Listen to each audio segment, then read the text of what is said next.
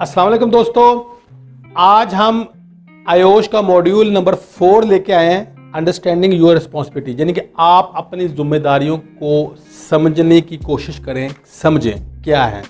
ठीक है, उसके लिए हमें अब कुछ की लर्निंग पॉइंट्स देखने पड़ेंगे, कौन कौन से हम इसमें स्टडी करेंगे। What does the law require you to do, कानून क्या चाहता है कि आप क्या करेंगे। ठीक है, how does the law work, कानून काम कैसे करता है। What are the key parts of health and safety management system, और की पार्ट्स कौन कौन से हैं, कौन कौन से ऐसे जुज हैं हेल्थ एंड सेफ्टी मैनेजमेंट को जिसको हमने स्टडी करना है। अच्छा, इसमें यह है कि कानून किसके बारे में बात करेगा, हेल्थ एंड सेफ्टी की, सेफ्टी के बारे में क्या कहता है कानून। ठीक है, और वो काम कैसे करता है और हमसे क्या चाहता है, ये हम इसमें डिस्कस करेंगे डीपली। तो चले अब स्टार्ट करते हैं, लेकिन उससे पहले मैं आपको अपना तारुफ कराऊंगा। मोहम्मद तौकीर अख्तर नाम है, ग्रेजुएट मेंबर हूं आयोश का, लेवल 6 डिप्लोमा मैंने किया हुआ है, ब्रिटिश सेफ्टी काउंसिल से निबोज सर्टिफाइड हूं, आयोश ट्रेनर सर्टिफाइड हूं और 15 ईयर एक्सपीरियंस है मेरा ऑयल एंड गैस में। What does the law require you to do, कानून क्या चाहता है, कानून क्या कहता है कि आपने क्या करना है, क्या रिक्वायरमेंट है कानून की। ठीक है, As a manager, you know you have health and safety responsibilities, but what is there to guide you? As a manager, manager की पोस्ट पे आपको पता होना चाहिए कि आपकी जिम्मेदारियां हैं हेल्थ एंड सेफ्टी में, लेकिन आपको भी कोई किसी ने गाइड करना है ना। आप मैनेजर तो बन गए हैं, आपको पता लगे कि मैं मैनेजर हूँ और मैंने काम करना है। अब आपने कैसे डिसाइड करना है, कैसे पता लगेगा यार इधर लैडर यूज़ होनी है या इधर स्कैफोल्डिंग यूज़ होनी है, इधर क्रेन यूज़ होगी या फोर्कलिफ्ट यूज़ होगी। आपको भी तो कोई गाइड करेगा ना, आपको भी तो कोई बताएगा भाई ये कानून ये कहता है कि यहाँ ये चीज़ इस्तेमाल होनी है, ये यहाँ ये इस तरह होगा, ये सिस्टम ये होगा। तो आप कहाँ से रहनुमाई लेंगे। ठीक है, वो कहता था law sets the boundary with in which companies must operate, कानून ने एक बाउंड्रीज लगा दी। जैसे पाकिस्तान के बारे में बात नहीं हो रही, इंग्लैंड और अदर यूरोपियन कंट्रीज और अच्छी कंट्रीज हैं जो अमेरिका वगैरह, उनकी बात हो रही है, लेकिन पाकिस्तान में भी अब इस पर काम होना स्टार्ट हो रहा है आहिस्ता आहिस्ता। वो कहते हैं कानून ने एक बाउंड्रीज लगा दी है, आपको बता दिया कि भाई आपने अगर ये काम किया तो आपको ये जुर्माना होगा, अगर आपकी वजह से कोई बंदा मर गया या उसको इंजर्ड हो गया तो आपको इतनी पेनल्टी पड़ जाएगी, आपको जेल भी हो सकती है। ठीक है, तो उसे बाउंड्रीज लगा दी कि भाई ना आपने ये कानून है आपके, और कानून इसके बारे में ये कहता है आपने इसको पूरा करना है। अगर आपने इसको चीज़ों को पूरा नहीं किया तो आपको जुर्माना देना पड़ेगा, आपको उसके बारे में तकलीफ उठानी पड़ेगी। The law attempts to be fair by requiring you to responsible for reasonable foreseeable risk, कानून कहता है कि आप जिम्मेदार हैं, जो भी आप रिस्क नजर आ रहा है जिसकी वजह से कोई नुकसान पहुंच सकता है उसको आपने ठीक करना है, ये आपकी जिम्मेदारी है। ठीक हो गया। जैसे आप सेफ्टी ऑफिसर हैं, आपने देखा है कि ये जो केबल है ये ट्रिपिंग हैजर्ड बन सकती है। ठीक है, जहां से कोई भी गुजरेगा वो नीचे गिर जाएगा। तो आपने कहा अकॉर्डिंग टू द लॉ, कानून क्या कहता है, employer are not responsible for issue they can successfully argue.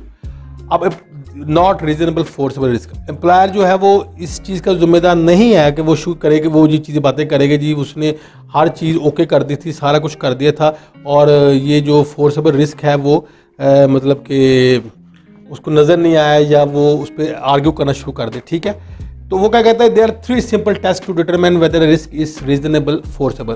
3 test है जो कि आपने देखने, आपको पता लग जाएगा कि ये रिस्क जो है ये ख़तरनाक है या नहीं। ठीक है, 3 सिंपल टेस्ट से पता लगता है, यानी कि अगर आपको कॉमन नॉलेज, पक्की बात, ऊपर ऊंचाई पे है, फ्रेजाइल रूफ है, या आप कह सकते हैं कि स्लोपी रूफ है, और या आप ये कह सकते हैं पुअर वेदर है, बारिश बहुत तेज़ हो रही है। ठीक है, और स्लिप हो सकता है बंदा गाड़ी पे, तो ये कॉमन नॉलेज है, ये हर बंदे को पता है। ठीक है, अगर आगे एक्सकवेशन हुई है, पिट है और उसके इर्द गिर्द कोई भी उन्होंने बैरिकेशन नहीं की, ये कॉमन नॉलेज है, बंदा नीचे गिर जाएगा उसके उधर। ठीक है, बच्चा गिर जाएगा, बंदा नीचे गिर जाएगा। इंडस्ट्री नॉलेज ये है, जो कि इंडस्ट्री का है, वो ये है कि जी जैसे कि आपको पता लग सकता है कि जी केमिकल कौन सा इस्तेमाल होता है, ये कौन सा इस्तेमाल, यहाँ हमने लैडर यूज़ करनी है, स्कैफोल्डिंग यूज़ करनी है, ये इंडस्ट्री का नॉलेज है। ठीक हो गया। और एक्सपर्ट नॉलेज वो है जो कि डिटेल में एक्सपर्ट बंदा ही बता सकता है कि भाई यहाँ ये चीज़ इस्तेमाल होगी या नहीं होगी, हमें क्या चीज़ की परमिशन चाहिए, हमें परमिट टू वर्क चाहिए, हमें नीचे कितनी गहराई पे जाके वो चीज़ें पड़ी, ये एक्सपर्ट बंदा बताएगा आगे। ठीक हो गया। As a manager you are required to assess reasonable foreseeable risk and, अच्छा जो एज ए मैनेजर, आप मैनेजर हैं, आपने असेसमेंट करनी है, बताना है कि भाई ये रिस्क जो खतरनाक कितना हो सकता है, अगर ये लाइट है, बिजली है, या ये आग लग सकती है जो कितना खतरनाक हो सकती है। ठीक है, और आपने उसको रिड्यूस करना है, इतना रिड्यूस करना है कि आप वहां काम करने के काबिल हो जाए। ठीक हो गया। How does the law work, कानून काम कैसे करता है। अब आपके सामने ये है कि वो जो जैसे पहले चैप्टर में हमने देखा था कि एक एक्सीडेंट हो गया, एम्बुलेंस की बंदा उसको लेके चले गए, ठीक है, और ये मैनेजर वगैरह वहाँ के उनको कानून से ऑर्डर हो गया, उन्होंने कहा जी ये फैक्ट्री बंद होगी जब तक इन्वेस्टिगेशन स्टार्ट नहीं होती। तो क्रिमिनल लॉ में चला गया, यानी कि गवर्नमेंट उसमें मदई बन जाती है उस केस में, क्रिमिनल लॉ में। और क्रिमिनल लॉ का मैं आपको थोड़ा सा बताना चाहता हूँ कि ये जो कानून होते हैं जब बनते हैं या जो पास होते हैं, ये पार्लियामेंट में होते हैं। पाकिस्तान की पार्लियामेंट हो गई या यूके की पार्लियामेंट होती है, वहाँ ये कानून जो उसका बिल पास होता है। ठीक है, आपने अक्सर सुना होगा कि औरतों का बिल पास हो गया, बच्चों का बिल पास हो गया कि बच्चे की एज जो है 17-18 साल से ऊपर हो तो लेबर में आएगा, अदरवाइज वो लेबर में नहीं आ सकता। ये कानून जो है वो पार्लियामेंट में लेके जाया जाता है, बहस होती है, उस पर फिर वोटिंग होती है, फिर वो पास हो जाता है। ठीक है, ये क्रिमिनल लॉ बन जाता है। अगर कोई 10 साल के बच्चे, 12 साल के बच्चे इससे काम करवाएगा या उसकी शादी कर देगा तो ये क्रिमिनल लॉ आ जाएगा, उसकी मदई जो है वो गवर्नमेंट बन जाती है। ठीक हो गया। Health and safety at work act ETC act 1974, ये एक उनका कानून है हैस्फा के नाम से। ठीक है, management of health and safety at work regulation, ये भी उनका यूके का है ये कानून वगैरह। वर्क प्लेस आप देख सकते हैं रेगुलेशन 1992, ये भी है। और RIDDOR the reporting of injuries diseases and dangerous occurrences regulation 1995, ये भी यूके का है। तो these statutes are put in place by parliament in attempt to stop accident and injury before they happen. ये कानून जो बिल जो होता है ये पार्लियामेंट में लेके जाया जाता है और वहाँ से अप्रूव कराया जाता है कि भाई ये अगर खुदा न खास्ता नुकसान हो जाए या नुकसान होने से पहले ये बताया जाता है उनको पार्लियामेंट में कि भाई ये इस तरह इसको चक्कर है, मसला ये है, और वो उसको बिल को पास करवाया जाता है। ठीक हो गया। In criminal law the state must prove it case beyond reasonable doubt. जो स्टेट है, गवर्नमेंट है, पाकिस्तान की गवर्नमेंट है या यूके की गवर्नमेंट है, वो जब भी उसको उसके खिलाफ होगी तो वो फिर कोई डाउट नहीं छोड़ेगी। ठीक है, कोई भी डाउट नहीं आने, उसको प्रूव करना पड़ेगा ये केस कि ये इस बंदे, इस एम्प्लॉयर की गफलत की वजह से हुआ। तो क्या उसके आउटकम्स क्या आएंगे, उसका नतीजा क्या निकल सकता है क्रिमिनल केस का। पॉसिबल इम्प्रिजनमेंट, जेल हो सकती है, फाइन हो सकता है, ऑर्डर उसके कैंसिल हो सकते हैं। ठीक है, और दूसरी सूरत हाल में ये है कि एक वर्कर है, उसको चोट लग गई है, ठीक है, तो वो सिविल, जो वर्कर खुद अगर एक उसको चोट लगी है तो वो सिविल लॉ में जाएगा। ठीक हो गया। और सिविल लॉ में जाएगा people injured by the negligence of other or breach of statutory duty can seek compensation for harm. People जो कि वर्कर जो है वो काम कर रहा है और वो इंजर्ड हो गया है और एम्प्लॉयर की वजह से, एम्प्लॉयर की गलती, अगर वो कोई उसका वर्कर भी होगा साथ तो वो भी एम्प्लॉयर की गलती ही माना जाएगी। ठीक है, अगर उसको नुकसान हो गया है तो फिर उसको कंपनसेशन देनी पड़ सकती है एम्प्लॉयर की तरफ से, यानी कंपनी के मालिक उसको कंपनसेशन देगा, उसको पैसे देगा। ठीक है, to be successful claimant must show that, इसके लिए आपको क्लेमेंट जो है जिसको नुकसान पहुंचा वो लाजमी ये साबित करना है द डिफेंडेड और the claimant are duty of care, कि वो काम सही तरीके से कर रहा था। ठीक है, और duty of care was breached, और ड्यूटी ऑफ केयर जो है वो ब्रीच हुई है, और इंजरी जो हुई है वो ब्रीच ऑफ ड्यूटी केयर की वजह से हुई है। ठीक हो गया। If the employ played or part in the injury the claim may be reduce to the contributory negligence. वो कहता है अगर एम्प्लॉय का अपना कसूर होगा तो फिर नुकसान पहुंच सकता है और उसको आप कह सकते हैं कि कंट्रीब्यूशन उसकी कम हो सकती है नेग्लिजेंस की वजह से। अच्छा, इसमें ये है कि मिसाल के तौर पे एग्जांपल है कि एक जगह पे काम हो रहा है, वहाँ वेल्डिंग हो रही है और उसकी आंख में कुछ चीज़ चली गई है। ठीक है, और लेकिन उसे ग्लासेस नहीं पहने थे, फेस शील्ड नहीं पहनी थी, और ट्रेनिंग भी दी गई है, उसको बताया भी गया है, टूल बॉक्स भी दी गई है, उसको बताया भी गया फेस शील्ड मैंडेटरी है, उसने फिर भी नहीं पहनी, तो फिर इसका मतलब ये है कि उसकी वर्कर की अपनी नेग्लिजेंसी है, यानी अपना कसूर उसका हो गया, तो उस वजह से वो केस हार भी सकता है और उसको नुकसान भी हो सकता है। However if other employees cause the injury, the employer may be still the ultimate responsible due to vicarious liability। वही बात कि जी अगर कोई एम्प्लॉयर है और उसका एक एम्प्लॉय की वजह से दूसरे एम्प्लॉय को चोट लग गई है, तो वो मालिक, कंपनी के मालिक का नुकसान की वजह से हुआ होगा, तो कंपनी का मालिक जो है वो इसका अल्टीमेट रिस्पॉन्सिबल होगा। ठीक है, ये नहीं होगा कि जी ये मेरे का कसूर तो नहीं था, मैंने तो नहीं मारा ना आपको, ये आपको एम्प्लॉय दूसरे ने किया है, इससे आप अपना नुकसान पूरा करें, ऐसे नहीं होगा, क्योंकि वो भी कंपनी एम्प्लॉयर का मालिक है, मतलब एम्प्लॉयर का आगे काम कर रहा है, वर्कर है, तो उसका रिस्पॉन्सिबिलिटी भी एम्प्लॉयर की बनती है, यानी कंपनी के मालिक की बनती है। इन सिविल लॉ में the Clement must prove it case on the balance of probability. जो क्लेमेंट है उसको लाजमी, जिसने क्लेम किया है वो उसको चाहिए कि जो दरख्वास्त गुजार है वो अपना केस को साबित करेगा प्रोबेबिलिटीज पे, यानी कि उस साबित करेगा हकायक पे कि जी मैंने ये किया है। ठीक है, a decision made by a जज is a precedent which mean that the verdict of this case will be apply to similar future cases. वो एक आपको एक किस्म का आप कह सकते हैं कि उसके लिए एक हिस्ट्री बन सकती है, या एक कह सकते हैं कि ये जो भी फैसला आएगा वो अगले आने वाले सेम उसी केसेस के ऊपर असरदार हो सकता है, यानी उसका सेम वही रिजल्ट होगा जो कि उसका केस का फैसला है। यानी कि एक बंदा ऊपर से नीचे गिर गया, नेग्लिजेंसी क्या थी कि पुअर लेटर दी थी, ठीक है, उसको कंपनसेशन दी, उसने कहा 10 लाख रुपए दे दे इसको वर्कर को, ठीक है, तो अगले 4 दिन बाद 10 दिन बाद एक और कंपनी में, पेल में या हायर में या किसी और कंपनी में वही बंदा ऐसे ही गिर गया, तो उन्होंने जो वकील है उसने वही चीज़ें ला के दे दी कि जी सर 10 दिन पहले एक और कंपनी थी पेल, उसमें बंदा गिर गया था, तो आपने 10 लाख रुपए का ऑर्डर दिया था, ये सेम वही केस बनता है, तो उसी का फैसला उसी के हिसाब से ही होगा। ठीक है, तो वो एक किस्म का उसके लिए आप कह सकते हैं कि वो फ़ायदा हो सकता है, या उसको वही डिसीजन चल जाएगा। अब क्रिमिनल और सिविल लॉ के बारे में कुछ क्वेश्चन करेगा। Who does the court case focus on the accused and injured party. Injured party civil law में आएगा और अक्यूज्ड जो है क्रिमिनल लॉ में चल जाएगा। ठीक हो गया। अगला है what is the main source of this type of law. Common law, president, statue law, जब हमने स्टडी किया है, ठीक है, स्टैच्यू लॉ जो है वो क्रिमिनल में चल जाएगा, कॉमन लॉ जो है वो सिविल में चल जाएगा। ठीक है, who makes a kind of law, ये मैंने पहले बता दिया आपको कि पार्लियामेंट जो है वो क्रिमिनल में करती है और सिविल लॉ जो है वो जजेस करते हैं। ठीक हो गया। Who initiate legal proceeding, HSC और लोकल अथॉरिटी जो है वो क्रिमिनल लॉ में चलती है और सिविल लॉ में एनीवन अफेक्टेड हो जाता है। ठीक हो गया। आगे चलते जी, what is the most likely outcome for this case, क्या इसकी मैक्सिमम क्या इसका निकल सकता है। वो कहते हैं कंपनसेशन, पे आउट, इम्प्रिजनमेंट, फाइन और रिमीडियल ऑर्डर्स। कंपनसेशन वगैरह जो है वो सिविल में चला जाएगा, इम्प्रिजनमेंट जेल वगैरह जो हो जाएगी या जुर्माना वगैरह होगा तो वो क्रिमिनल लॉ में चल जाएगा। ठीक हो गया। आगे चलते हैं जी, who is responsible for proving the case, कौन रिस्पॉन्सिबल है, जिम्मेदार है। स्टेट जो है वो क्रिमिनल लॉ का है और सिविल लॉ का क्लेमेंट है। ठीक हो गया। आगे चलते हैं, what is the standard of proof required, किस तरह का जी रिक्वायर्ड जी, और the balance of probability civil law में चला गया, beyond reasonable doubt criminal law में चला गया। ठीक हो गया। आगे normally how soon must legal action start, कितनी देर जी उसको होती है क्रिमिनल लॉ में, सिविल लॉ को। क्रिमिनल लॉ जो है वो 6 मंथ होती है उसकी, 3 इयर्स सिविल लॉ की और 6 मंथ क्रिमिनल लॉ की होगी। ठीक हो गया।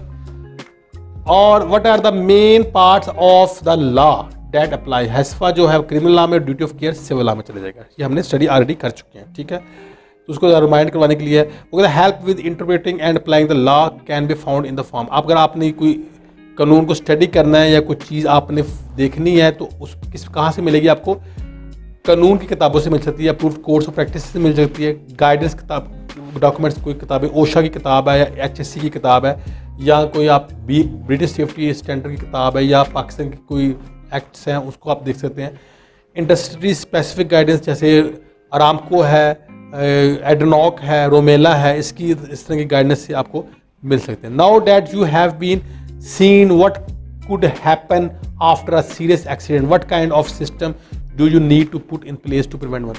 आपको पता है जी कि एक एक्सीडेंट हो सकता है, सीरियस एक्सीडेंट हो सकता है, आप देख सकते हैं, लेकिन किस किस्म का सिस्टम आपको चाहिए कि वो एक्सीडेंट ना हो, आप बच जाए, ये हम इसमें स्टडी करेंगे जी। वो कहता है what are the key parts of health and safety management system. Health and safety management system के अहम जुज कौन से हैं? Health and safety management system होता क्या है? अब इसके बारे में थोड़ा सा मैं आपको ब्रीफ बताना चाहता हूँ कि हेल्थ एंड सेफ्टी मैनेजमेंट होता क्या है। Health and safety management system HSE manual होता है, सेफ्टी मैनुअल होता है किसी भी कंपनी का। ये सेम एक ऐसी ही बुक है, अगर आप AC खरीदे मार्केट से, फ्रिज लें, LED लें, लैपटॉप लें, तो आपको एक छोटी सी सेफ्टी बुक नजर आती है, देते हैं सेफ्टी बुक। उस सेफ्टी बुक में सारा कुछ ब्रीफली बताया जाता है कि इसकी ये फायदे हैं, ये नुकसान है, अगर इस आपने इस तरह, वो असल में सेफ्टी बुक होती है। इसी तरह अगर आपकी एक कंपनी है जिसका नाम हायर है, पेल है, डॉलेंस है, कोई भी कंपनी है, उसकी भी एक सेफ्टी बुक होगी, उस कंपनी की प्रोडक्ट की सेफ्टी मैनुअल, उसको सेफ्टी मैनुअल, उसको ही HSE मैनेजमेंट सिस्टम कहते हैं। और उसमें चीज़ें क्या क्या आती हैं? Most health and safety management system are based around किस चीज़ पे? Plan, do, check, act. Plan, do, check और एक्ट। प्लान में क्या क्या आता है? पॉलिसी आती है, प्लानिंग एंड ऑर्गेनाइजिंग आती है। प्लान किया आपने कुछ खाने के लिए, ठीक है, या आपने कुछ मंगवाने के लिए प्लान कर दिया, यार इस तरह करना है, ठीक है, ये पॉलिसी है। हमने अगर बाइक जाना तो बाइक पे हेलमेट पहन के, ये पॉलिसी है हमारी, ठीक है, बाइक चलानी हेलमेट पहन के जाना, ये पॉलिसी है। प्लानिंग किया जी, आप इधर से गुजरेंगे, सीधे जाएंगे, सीधे लेफ्ट होंगे, राइट होंगे, 40 की स्पीड रखेंगे, ठीक है, आस्था रखेंगे, ये प्लानिंग कर दी उसकी, ठीक है। डू, इंप्लीमेंट कर दी, उसको भेज दिया, चीज लेने के लिए भेज दिया उसको, मार्केट जाएं आप, ठीक है। वो गया, उसने वापस आया, उसने बताया कि इतनी स्पीड से मुझे नुकसान पहुंच गया, ये हो गया, परफॉर्मेंस को मेजर किया, कितना पेट्रोल लगा, क्या हुआ, कोई नुकसान हो गया कि नहीं हुआ, सारी उसकी परफॉर्मेंस चेक की। अगर उसकी परफॉर्मेंस ठीक नहीं है तो उसको रिव्यू करना है, और अगर उसकी परफॉर्मेंस अच्छी है तो उसको कंटिन्यू रखना है, ठीक है। तो ये चीज़ है। तो क्या इसमें पहले आ गया? पॉलिसी और प्लानिंग एंड ऑर्गेनाइजिंग आ गया, दूसरे में इंप्लीमेंटिंग एंड ऑपरेटिंग आ गया, ठीक है, तीसरे में मेजर परफॉर्मेंस आ गया, जिसको चेक कहते हैं, और चौथे में रिव्यू एंड कंटिन्यू इंप्रूवमेंट आ गया, ठीक हो गया। वो कहते हैं जी की बेनिफिट्स क्या है, इसके फायदे क्या है हेल्थ एंड सेफ्टी मैनेजमेंट। वो कहते हैं कंप्लाई विद लेजिस्लेटिव रिक्वायरमेंट, ये इंप्लीमेंट करते हैं कानूनी तौर पे जो भी चीज़ें हैं, रिक्वायरमेंट चीज़ें हैं, जैसे मिसाल के तौर पर आजकल जैसे हमें निकाला वो मास्क पहनना लाजमी पहनना, सीट बेल्ट पहननी, अगर आपने कानून अपने रोड पे जाना है तो सीट बेल्ट पहने, ये कानूनी है, रिक्वायरमेंट है। अगर आप सीट बेल्ट नहीं पहनेंगे तो आपको जुर्माना कर देंगे, वो 500 रुपये का चलान है, 1000 रुपये का चलान है, ठीक है, वो चलान हो जाएगा 1000 का, ठीक है। तो क्या ये कानून को फॉलो किया जाता है इसकी वजह से। Help deliver the policy, policy में मदद मिलती है, पॉलिसी की जो आपकी कमिटमेंट हुई है, जो आपने जुबान दी है, उस पर पूरा उतरा जाता है। Improve management of risk management को इम्प्रूवमेंट की जा सकती है। प्रोवाइड कम्पिटेटिव एज को प्रोवाइड किया जाता है, दिया जाता है, ठीक है। Provide synergy with good business management, और अच्छी मैनेजमेंट की वजह से अच्छा उसका मतलब कि प्रॉफिट हो सकता है और अच्छा उसका बिजनेस चल सकता है, ठीक है। अब आपके सामने जी पॉलिसी के बारे में बता रहे हैं, जैसे कि पहले बताया प्लान, उसमें पॉलिसी पहले नंबर, वो कहते हैं is your commitment to comply with the law and meet your responsibility. Policy एक ऐसी कमिटमेंट है, जबान है, जो कि एक मालिक, कंपनी का मालिक देता है। जैसे कि एक बहरे टाउन के मालिक है मलिक रियाज साहब, उसने जुबान दे दी कि मेरा कोई भी ड्राइवर है वो सीट बेल्ट के बगैर नहीं जाएगा, ये पॉलिसी है, उसने बना दी है, उसकी कमिट, मैं खुद भी नहीं जाऊंगा और किसी को जाने भी नहीं दूंगा, और जो जाएगा उसको मैं 1000 रुपये का जुर्माना करूंगा खुद। ये उसकी कमिटमेंट पे, जुबान भी कर दी, साइन भी कर दी, ये उसकी पॉलिसी बना दी उसने पॉलिसी बना दी कि ऑफिस में जो भी बंदा आएगा मास्क बगैर नहीं आएगा, ये उसकी पॉलिसी है, ठीक है। उसने ये पॉलिसी बना दी कि ड्रग और अल्कोहल यूज नहीं करेगा, ये उसकी पॉलिसी है, कमिटमेंट कर दी, उसने खुद साइन की है इस चीज़ को। उसने कहा जी जो करेगा उसको जुर्माना, उसको पेनल्टी मिले पड़ेगी, ठीक है। फिर अगले स्टेप पे उसके प्लानिंग, अब पॉलिसी तो बना दी है, अब उसने उसको प्लानिंग करवानी, उसको चेक रखना कि यार ये बंदे जो मैंने बोले है कि सीट बेल्ट पहनने या मास्क पहनने या ड्रग अल्कोहल यूज़ नहीं करनी ऑफिस में या साइड पे, तो वो उसको प्लान कर भी रहे कि नहीं कर रहे, ठीक है, वो देखना है उसको, ठीक हो गया। तो उस पर क्या होगा कि वो प्लानिंग कर रहे हैं, देख रहे हैं कि हैजर्ड और रिस्क को ठीक चल रही। और तीसरे पे जो है उसको ऑर्गेनाइज कर दिया, यानी उसको रिस्पॉन्सिबिलिटी दे दी है कि भाई आपने मुश्ताक साहब ये काम करना है, रज़ाक साहब आपने ये काम करना है, अली साहब आपका ये काम है, रियाज साहब आपने ये चेक करना है, ये करना है। उनको रिस्पॉन्सिबिलिटी दे दी है कि आपका क्या क्या काम है। ठीक हो गया। जैसे ये अब फुटबॉल है, उस पर हर बंदे को रिस्पॉन्सिबिलिटी दी जाती है। फिर इम्प्लीमेंट कर दिया उस चीज़ को, पॉलिसी को जो बनाया था, जो प्लान किया, ऑर्गेनाइज किया, उसको फिर इम्प्लीमेंट कर दिया। फिर उसकी परफॉर्मेंस चेक की कि यार ये परफॉर्मेंस हमारी अच्छी आ रही है कि नहीं अच्छी आ रही, पहले से ज़्यादा नुकसान हो रहा है या फ़ायदा हो रहा है, ये चीज़ें परफॉर्मेंस की मैयर की नहीं। फिर ठीक है, for accurate records performance should be measured both short and long term. और आपने एक्यूरेसी देखनी है तो फिर आपको दोनों तरह के रिकॉर्ड्स देखने पड़ेंगे, शॉर्ट टर्म देखने पड़ेंगे और लॉन्ग टर्म भी देखने पड़ेंगे। If you find that adjustment are necessary you may need to review and improve it. अगर आपने उसको देखना है कि यार ये ठीक है तो रिव्यू करने की ज़रूरत है, अगर नहीं सही चल रही तो रिव्यू करें, अगर अच्छी है तो फिर उसको कंटिन्यू करें। ठीक हो गया। When it comes to responsibility you need to, जब रिस्पॉन्सिबिलिटी की बात आती है तो फिर हमें क्या चीज़ें चाहिए, appreciate the key procedure so you understand when to act and when not to. आपने ये देखना की प्रोसीजर इस्तेमाल करने के कब आपने इसको ऊपर लागू करने हैं और कब नहीं करने, जिम्मेदारी की बात आती है। ठीक है, कौन कौन सी प्रोसीजर्स हैं उसको आपने अप्रिशिएट करना है कि यदि ये प्रोसीजर हमें लगाने हैं यहाँ, ठीक है, और कब उस पर एक्शन लेना कब नहीं लेना। ठीक है, रिड्यूस रीजनेबल फोर्सेबल रिस्क, आपने रिस्क को रिड्यूस करना है। ठीक है, इतना करना है कि वो काम के काबिल हो जाए। Adopt your HSMS health safety management system to specific need to your organisation to support sustainability. आपने हेल्थ एंड सेफ्टी सिस्टम को फॉलो करना है। ठीक है, अपने ऑर्गेनाइजेशन में इसको लागू करना है ताकि आपकी परफॉर्मेंस जो है वो बेहतरी की तरफ जाए। ठीक हो गया। गेट एवरीवन इन्वॉल्व, हर बंदे को इन्वॉल्व कर ले इसमें, हर बंदे को जिसकी रोल्स एंड रिस्पॉन्सिबिलिटी उसको बताएं। ठीक है, हमने क्या स्टडी किया जिसपे What does the law require you to do, कि कानून क्या चाहता है कि आप क्या करें, कानून काम कैसे करता है और अहम जुज कौन कौन से हैं health and safety management system के, ये हमने इसमें डिस्कस किया। दोस्तों अगर आपका कोई क्वेश्चन है, कोई आपने मुझसे कुछ चीज़ पूछनी है, आप मुझसे कर सकते हैं। बहुत सारे दोस्त मुझे कॉल भी करते हैं और मुझे मैसेज भी करते हैं, मुझसे पूछते भी हैं, तो मुझे बहुत अच्छा लगता है। अगर आप लोग भी पूछना चाहते हैं तो आप मुझसे क्वेश्चन कर सकते हैं। मेरा ईमेल एड्रेस ये है info@bets, और वेबसाइट है www.bets-global.com, और इसके अलावा कॉन्टैक्ट नंबर मेरा आपके सामने है 0306402474। ठीक है, इस पर आप मुझे व्हाट्सएप भी कर सकते हैं, कॉल भी कर सकते हैं। मेरा चैनल प्लीज़ सब्सक्राइब कीजिएगा, लाइक करें, शेयर करें। अगर आपको मुझे मेरी वीडियो पसंद आई है तो आपकी मेहरबानी, अगर नहीं आई तो मुझे आप बता सकते हैं, रहनुमाई कर सकते हैं, मैं इसको मज़ीद बेहतर करूँ। Thank you very much, so nice of you. Allah Taala आपका निगहबान। अल्लाह हाफिज़।